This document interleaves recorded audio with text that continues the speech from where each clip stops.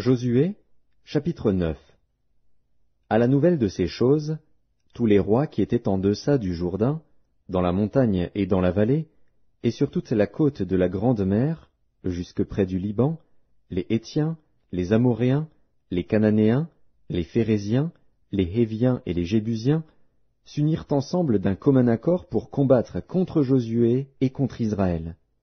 Les habitants de Gabaon, de leur côté, lorsqu'ils apprirent de quelle manière Josué avait traité Jéricho et Haï, eurent recours à la ruse, et se mirent en route avec des provisions de voyage. Ils prirent de vieux sacs pour leurs ânes, et de vieilles outres à vin déchirées et recousues.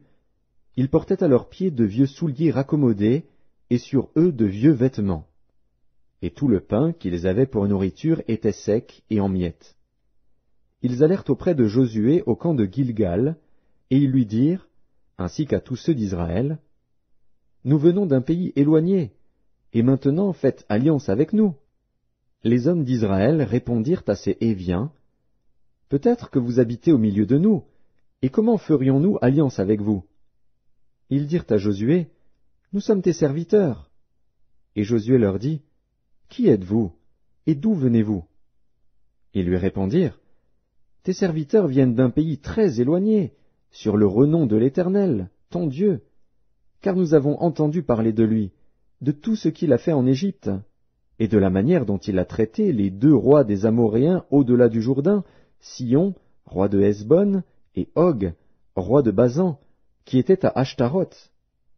Et nos anciens et tous les habitants de notre pays nous ont dit, « Prenez avec vous des provisions pour le voyage, allez au-devant d'eux, et vous leur direz, « Nous sommes vos serviteurs, et maintenant faites alliance avec nous. Voici notre pain. Il était encore chaud quand nous en avons fait provision dans nos maisons, le jour où nous sommes partis pour venir vers vous, et maintenant il est sec et en miettes. Ces outres à vin, que nous avons remplies toutes neuves, les voilà déchirées.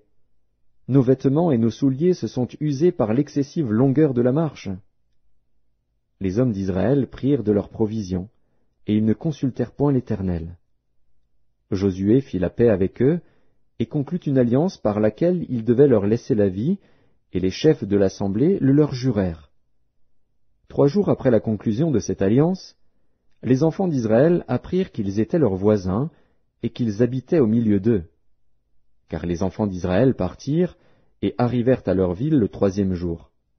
Leur ville était Gabaon, Képhira, Béhéroth et Kirjat-Jéarim. Ils ne les frappèrent point, parce que les chefs de l'assemblée leur avaient juré par l'Éternel, le Dieu d'Israël, de leur laisser la vie. Mais toute l'assemblée murmura contre les chefs. Et tous les chefs dirent à toute l'assemblée, « Nous leur avons juré par l'Éternel, le Dieu d'Israël, et maintenant nous ne pouvons les toucher. Voici comment nous les traiterons. Nous leur laisserons la vie, afin de ne pas attirer sur nous la colère de l'Éternel, à cause du serment que nous leur avons fait. Ils vivront, leur dirent les chefs. Mais ils furent employés à couper le bois et à puiser l'eau pour toute l'assemblée, comme les chefs le leur avaient dit. Josué les fit appeler, et leur parla ainsi. « Pourquoi nous avez-vous trompés, en disant, « Nous sommes très éloignés de vous, tandis que vous habitez au milieu de nous » Maintenant vous êtes maudits, et vous ne cesserez point d'être dans la servitude, de couper le bois et de puiser l'eau pour la maison de mon Dieu. » Ils répondirent à Josué, et dirent, « On avait rapporté à tes serviteurs les ordres de l'Éternel, ton Dieu, à Moïse, son serviteur, pour vous livrer tout le pays et pour en détruire devant vous tous les habitants, et votre présence nous a inspiré une grande crainte pour notre vie. Voilà pourquoi nous avons agi de la sorte. Et maintenant nous voici entre tes mains.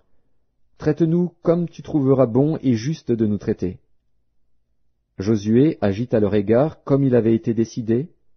Il les délivra de la main des enfants d'Israël, qui ne les firent pas mourir.